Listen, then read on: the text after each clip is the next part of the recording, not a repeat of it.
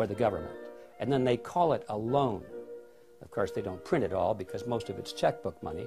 But nevertheless, the process is the same as if they had just turned on the printing presses and printed all this money and gave it to the federal government. So now, once the Federal Reserve System creates this money out of nothing, literally, it's fresh money into the society, into the economy, and that's how the money supply keeps growing and growing and growing. What about the banking partner? What's in it for them?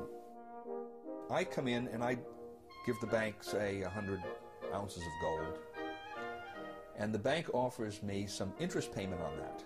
They're going to pay me 3% interest. And they're going to take that 100 ounces of gold and they're going to lend it out at 5%. That's how they make their money, the 2% spread. Okay? Now that's fine so far, because I know that gold is in there, it's being loaned out, and someday I'm getting 2% interest, and someday I can ask for that principal back. It might be 6 months, it might be a year, whatever it is. Where the trick comes into this is the bank says, not only are we going to lend that money out, but we're going to allow you, Mr. Depositor, to draw on that money right now. All right?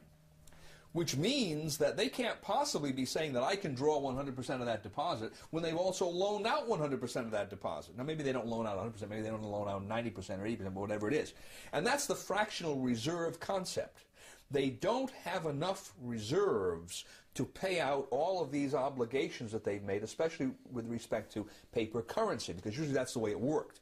Now, why do they do this? Well, they do this because they make money. Right? If I can loan out essentially more than I have in my reserves, by that difference I'm increasing interest payments.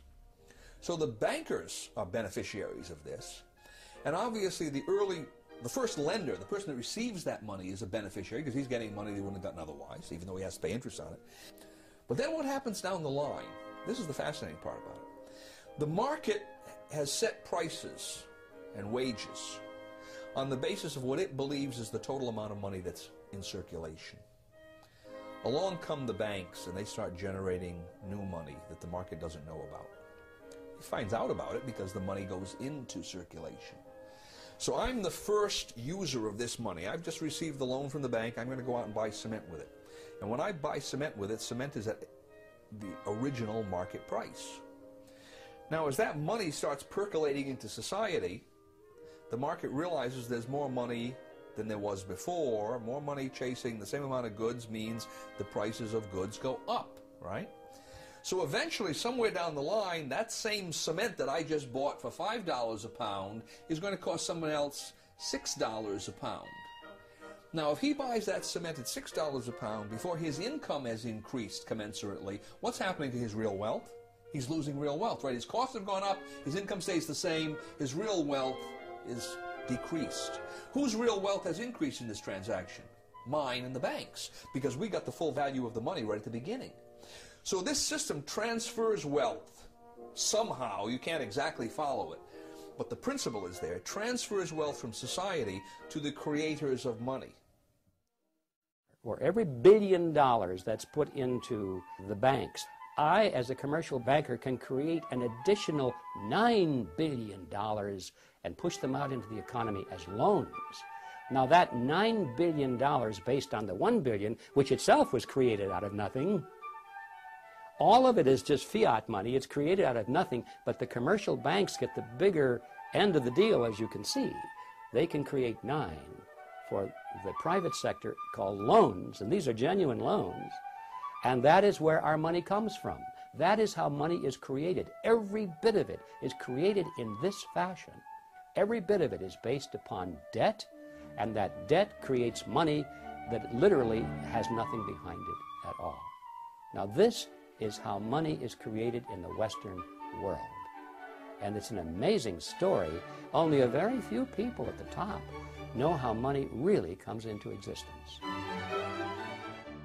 Best estimates say that a network of about 7,000 people, mostly located in large urban areas worldwide, facilitate the acquisition and control of the voting stock of these banks by proxy.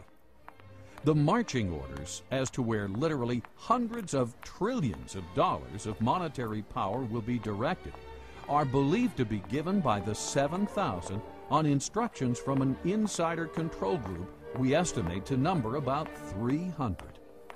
Of the 300, many are related to one another by blood, marriage, and business ties, and, it would seem, have family ties to the original robber barons of the Industrial Revolution at the turn of the 19th century.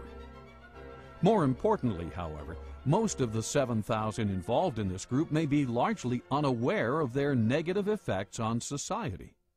They may sincerely, but naively, believe they are simply doing good. Nevertheless, now talking about the 300 who form the inner controlling body, we estimate that about 50 of this group are anything but naive.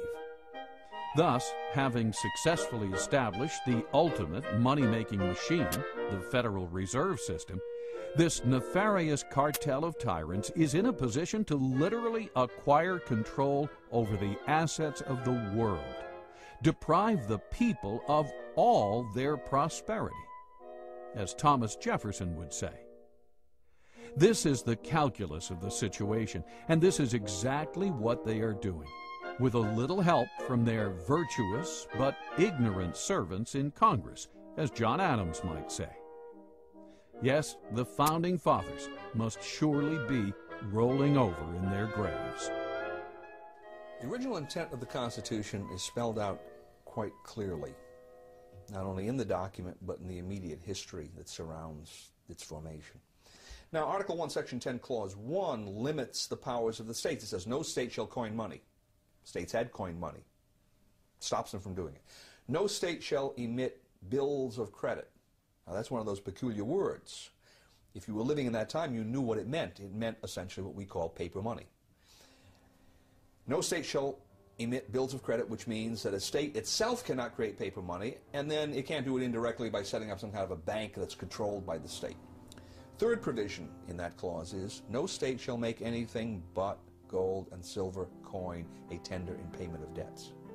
And notice the language, no state shall make anything but gold and silver coin, meaning states can and should make gold and silver coin a tender in payment of debts.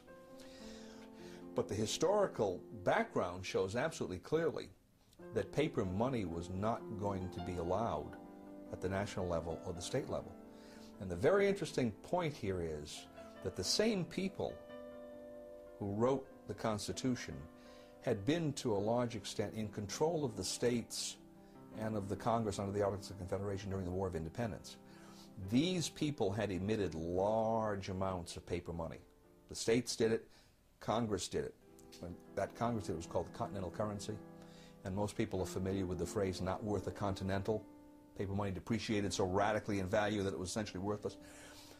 Those same people looked back at what they had done only a few years earlier and said, we're not going to do this anymore. The inflation isn't rising prices. The inflation is the government's program of increasing the supply of money, which devalues the currency, and that causes the prices to go up. Inflation, that is the destruction of money, eventually wipes out the middle class. The best example in the 20th century being what we saw happen in Germany. As the runaway inflation came, the middle class got wiped out. In the early stages, of course, somebody benefited. Eventually it hurts everybody. But in this country right now, we have constant insidious inflation. So there's a transfer of wealth from the poor and the middle class to the wealthy. But because it affects the business cycle and causes prices to go up in general, who suffers the most? The people who can afford it the least. That people on fixed incomes, low middle income people, poor people. I think it especially hits hard low middle income people who are trying to make it on their own and won't go on the dole, because their prices go up more and they're the first ones to lose their job when the business cycle turns down. The Federal Reserve, by increasing the credit, creates the boom part of the cycle, but then there's always the resulting downturn of the cycle when unemployment rises. We're always live. It's almost impossible to believe that the all-powerful dominant media, what Bill O'Reilly calls the elite media, would endlessly cover all these issues, yet be silent on the very subject that is common to all of them: money, and the entity that creates and manages the so-called money supply, the Federal Reserve System.